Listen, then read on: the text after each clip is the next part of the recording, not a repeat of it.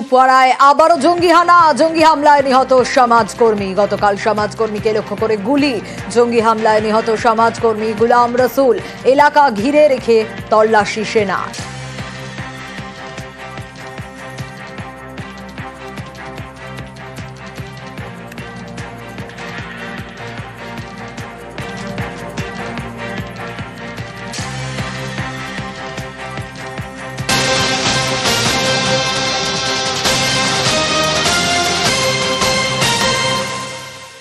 কাশ্মীরের পেহেলগাঁওয়ের বৈসারণে 22 এপ্রিল জঙ্গি হামলার ঘটনা।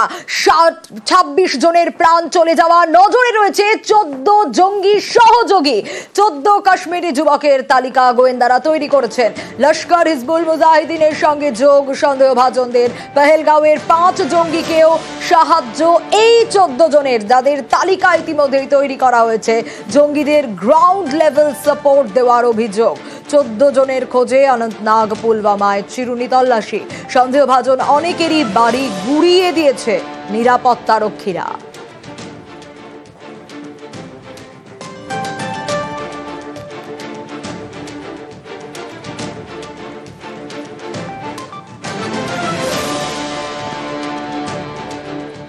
আটারি সীমান্তে পাক নাগরিকদের ভিড়। পেহেলগাঁওয়ে জঙ্গি হামলার জের আজই শেষ হচ্ছে পাক নাগরিকদের ভিসার মেয়াদ, কারণ সময়সীমা বেঁধে দেওয়া হয়েছিল। আজকের মধ্যেই ভারত ছাড়তে হবে পাকিস্তানিদের। 48 ঘন্টা সময়সীমা দেওয়া হয়েছিল। চিকিৎসা সংক্রান্ত ভিসার মেয়াদ মঙ্গলবার শেষ। সীমান্ত দিয়ে ভারত ছাড়ছেন পাক নাগরিকরা। সীমান্তের ওপার থেকে ফিরছেন ভারতীয়রাও। बड़ा डिफिकल्ट काम हुआ, अच्छा थोड़ी काम सही रिश्तों में मतलब बहुत दूरी पड़ गई। तो क्रिकेट किसी का आना हो, किसी का जाना, वहाँ 2 कंट्री है जिसको एक दूसरे को अपन एनिमी शिकल से देखते नहीं। गलत काम है, टोटली गलत है। दुआ करेंगे आपस में भाई को जैसा रिश्ता हो, हमारा आना जाना हो, हमारे हम तकलीफ हम लोगों को। कितने दिन हो गए यहाँ इंडिया में आए हुए? यहाँ 4 महीने हो गए। तो आज वापस क्यों जा रहे हो, क्या बताया वापस जाने के लिए आपको? वापस हमारे बच्चे वहाँ से ले जाएंगे। जो श्रीनगर में हादसा हुआ, बंदे मारे गए हैं, तो गलत हुआ है? गलत हुआ है। किनको छोड़ने हैं आप? मेरी सिस्टर को। कहाँ के रहने वाले हैं? हमारा ही में रहने वाले हैं। तो क्यों वापस जा रहे हैं, क्या बताया? वो है श्रीनगर में जो हमला, उसी वजह से हुकूमत का आदेश है, उसके अनुसार इसको वापस भेजा जाए। तो समय तो जो हुआ गलत, तो इससे गलत बिल्कुल गलत हुआ है। जो धर्म के नाम पे लड़ते, हाँ ये बिल्कुल गलत है। उनको फांसी की सजा होनी चाहिए। 22 এপ্রিল কাশ্মীরের পেহেলগাঁওয়ের বৈসারণে এই জঙ্গি হামলার ঘটনা, আর তাতে গোটা বিশ্বের কাছে মুখ পুড়েছে পাকিস্তানের। কিন্তু মুখ পুড়িয়েও আস্ফালন। এবার গলা কাটার হুমকি দিলেন পাক কূটনীতিক। লন্ডনে প্রবাসী ভারতীয়দের সামনে ইশারায় হুমকি। অভিনন্দন বর্তমানের ছবি হাতে নিয়ে নির্লজ্জ হম্বিতম্বি পাক কূটনীতিকের।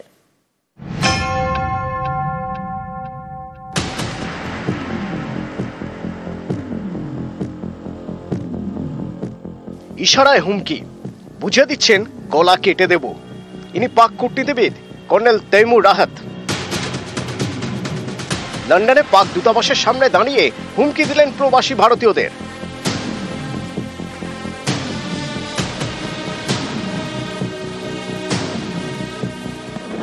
গত মঙ্গলবার কাশ্মীরের পেহেলগাঁওয়ে হামলা চালায় জঙ্গিরা। বেছে বেছে পর্যটকদের গুলি করে খুন করা হয়। 26 জন নিরীহ নাগরিকের প্রাণ যায়। ঘটনার দায় স্বীকার করেছে লস্করে তৈবার শাখা সংগঠন টিআরএফ। পাকিস্তানের মদতেই লস্করের বাড়বাড়ন্ত, অর্থাৎ পেহেলগাঁওয়ে জঙ্গি হানায় পাক মদত স্পষ্ট। এ নিয়ে লন্ডনে পাক দূতাবাসের সামনে বিক্ষোভ দেখান প্রবাসী ভারতীয়রা। তাদের সামনে এসে গলা কেটে দেওয়ার হুমকি দেন পাক কূটনীতিক তৈমুর রাহাত। ইশারায় গলা কাটার হুমকি, হাতে অভিনন্দন বর্তমানের ছবি, যিনি ভারতীয় বায়ুসেনার উইং কমান্ডার। 2019 সালে ফেব্রুয়ারিতে তার বিমান পাকিস্তানের মাটিতে নামানো হয়। 3 দিনের মাথায় তাকে সসম্মানে ভারতে ফেরাতে বাধ্য হয় পাকিস্তান। লন্ডনে দাঁড়িয়ে সেই অভিনন্দন বর্তমানের ছবি হাতে প্রবাসী ভারতীয়দের হুমকি পাক কূটনীতিকের, যেন বোঝানোর চেষ্টা আগেরবার অভিনন্দনকে ছাড়া হয়েছে ঠিকই, কিন্তু এবার আর ছাড়া হবে না। যদি ইংল্যান্ডের নিজস্ব রাজনৈতিক পরিস্থিতিটা দেখেন, দেখতে পাবেন যে সেইখানে ডেমোগ্রাফি অনেকটা চেঞ্জ হয়েছে সম্প্রতি। এবং সেখানের যে নির্বাচন হয় সেখানে না পাকিস্তানি এবং তার সঙ্গে সঙ্গে বাংলাদেশি এদের প্রভাব না অনেকটা বেড়েছে। এই যে হঠাৎ করে একদল ভারতীয় তারা সেখানে হাই কমিশনারের সামনে, হাই কমিশন অফিসের সামনে তারা যে প্রতিবাদটা জানাচ্ছিল, এতে পাকিস্তানের পোড়া মুখটা আরেকবার পুড়ছিল বলতে পারি আমরা। নিজেদের লোক যারা ওখানে রয়েছে, যাদের থেকে সমর্থন পাবে বলে মনে করছে, তাদেরকে একটা দেখানো যে আমরা একটা স্ট্রং পয়েন্টে আছি, আমরা ভারতের থেকে ভয় পাচ্ছি না। এটাই এদের চরিত্র।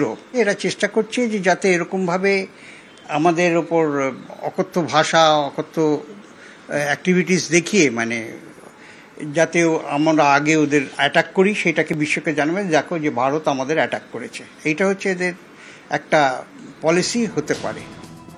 জঙ্গিদের ট্রেনিং থেকে মদত সবেতেই জড়িত পাকিস্তান। বারবার বিশ্বকে এর প্রমাণ দিয়েছে ভারত। পেহেলগাঁওয়ে জঙ্গি হানার পর জঙ্গিদের মদত দেওয়ার কথা স্বীকারও করেন পাকিস্তানের প্রতিরক্ষা মন্ত্রী। You do admit, sir, that Pakistan has had a long history of backing and supporting and training and funding these terrorist organizations. Well, we have been doing this dirty work for the United States for about 3 decades, and West, including Britain. That was a mistake, and we suffered for that.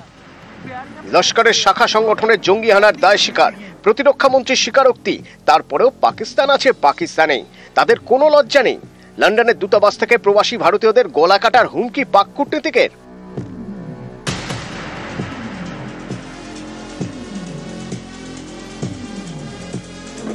পেহেলগাঁওয়ে জঙ্গি হানার আঁচ ছড়িয়েছে বিশ্ব জুড়ে।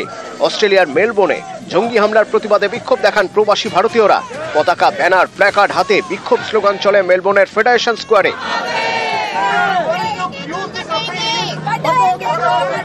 কাশ্মীরে জঙ্গি হানার প্রতিবাদে বিক্ষোভ হয়েছে নেপালেও। সেখানে পাক দূতাবাসের সামনে বিক্ষোভ দেখান স্থানীয়রা। বিশ্বজুড়ে বিক্ষোভ, নিশানায় পাকিস্তান। এর মধ্যেই লন্ডনে পাক দূতাবাস থেকে গলা কাটার হুমকি, পাক কূটনীতিকের নির্লজ্জ হম্বিতম্বি। নিউজ 18 বাংলা।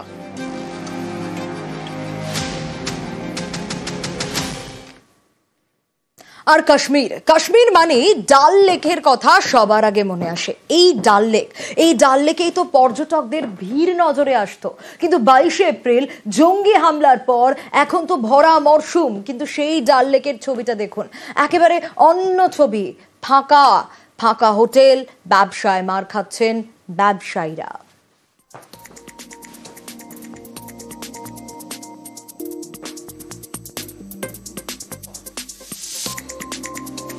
যে ছবি আপনারা দেখতে পাচ্ছেন, জঙ্গি হামলা, 22শে এপ্রিল জঙ্গি হামলায় 26 জনের প্রাণ চলে যায়। আর কাশ্মীরের এই ভরা মরশুমে কাশ্মীরের ছবিটাই একেবারে পাল্টে গেছে, যেখানে শুধুই পর্যটকদের ভিড়, কারণ পর্যটনের উপর ভিত্তি করে অনেক মানুষ বেঁচে রয়েছেন, অনেকের রুজি রুটি নির্ভর করে এই পর্যটনের উপরেই।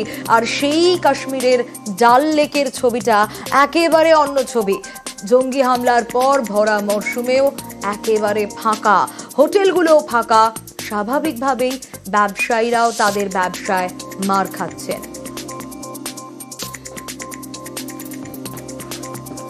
এখানে আমরা 10-15 বছর ধরে এই দাদার সঙ্গে, কার্তিকবাবুর সঙ্গে আমরা সবাই একসঙ্গে কাজ করি। এপ্রিল মাসে প্রচুর ভিড় থাকে, সারাদিন খাওয়া দাওয়া মোটামুটি আমরা কাজের মধ্যে থাকি। বসার জায়গা দিতে পারেন? হ্যাঁ, বসার জায়গা দিতে পারি। অনেক লাইন পড়ে যায়, চিন্তা তো হচ্ছে সবার, টুরিস্ট পার্টিদের চিন্তা হচ্ছে, আমাদের চিন্তা হচ্ছে, বাড়ির লোকও চিন্তায় আছে, সবার বাড়িতে। বাড়ির সবাই তো চিন্তা করছে বলে কি হবে না হবে, আমাদের তো ভয় লাগছে যে এখানে যদি কোনো কিছু হয়ে যায় তারপরে তখন আমরা কোথায় কি করব না করব, সেই তো একটা চিন্তা।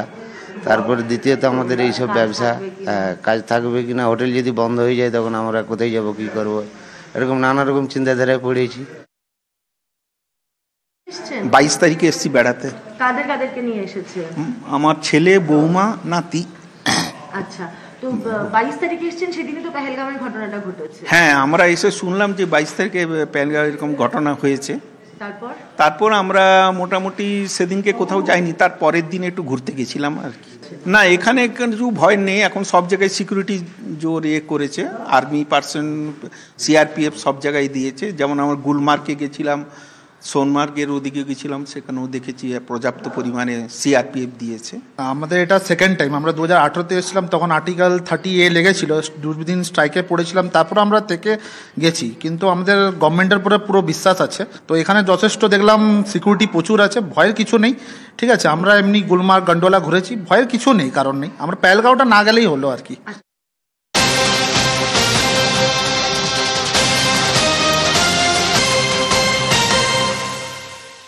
আর পেহেলগাঁওয়ে জঙ্গি হামলার পর নিরাপত্তায় জোর দেওয়া হয়েছে। সুন্দরবন উপকূলে এলাকায় বাড়ল নিরাপত্তা। পেহেলগাঁওয়ে জঙ্গি হামলার পর নিরাপত্তায় জোর। নদীপথে কোস্টাল থানার পুলিশের টহল। খতিয়ে দেখা হচ্ছে মৎস্যজীবীদের পরিচয়। নদীপথে জলযান দেখলেই তল্লাশি। উপকূল এলাকায় স্থলপথেও বাড়তি নিরাপত্তা। সুন্দরবনের উপর দিয়ে আন্তর্জাতিক জলপথ বয়ে গিয়েছে। জলপথগুলির উপরেও বিশেষভাবে নজর রাখা হয়েছে। বিশ্বজিৎ রয়েছে আমার সঙ্গে। বিশ্বজিৎ, এই পেহেলগাঁওয়ে জঙ্গি হামলার ঘটনার তারপরে নিরাপত্তা জোরদার। সুন্দরবনের যে বিভিন্ন উপকূল এলাকা, অর্থাৎ যে সুন্দরবন যে উপকূল থানাগুলি রয়েছে তাদের তরফ থেকে কিন্তু একটা স্বাভাবিক একটা টহলদারি কিন্তু চলে, কিন্তু সেই টহলদারি কিন্তু কিছুটা হলেও বাড়ানো হলো। অর্থাৎ দিনে দুবার করে কিন্তু টহলদারি দেওয়া হচ্ছে এবং যে কোনো জলযান দেখলে বা নদীতে কোনো ট্রলার দেখলে তাদের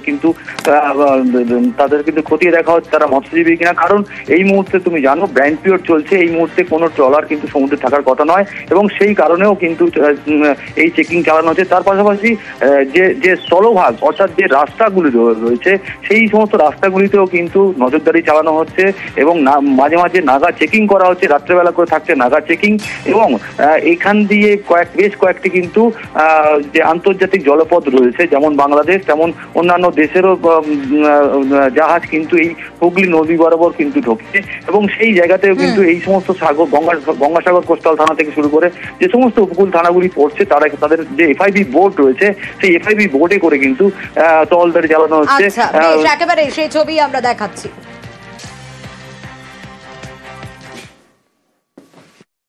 আমরা নর্মাল ভাবে আমরা করলাম, কোনো কিছু ঘটনা ঘটেছে বলে কোনো কিছু নেই। নর্মালি আমরা যেভাবে নাকা চেকিং করি, আমাদের ফার্স্ট ইন্টারসেপশন বোট আছে, ফার্স্ট ইন্টারসেপশন বোটে পেট্রোলিং, তারপরে পুলিশ লঞ্চের পেট্রোলিং, এগুলো চলছে মানে সমস্ত উপকূল থানাগুলোর। হ্যাঁ, সমস্ত এটা স্থলভাগে হচ্ছে, জলভাগেও হচ্ছে। জলভাগে হচ্ছে, স্থলভাগে হচ্ছে।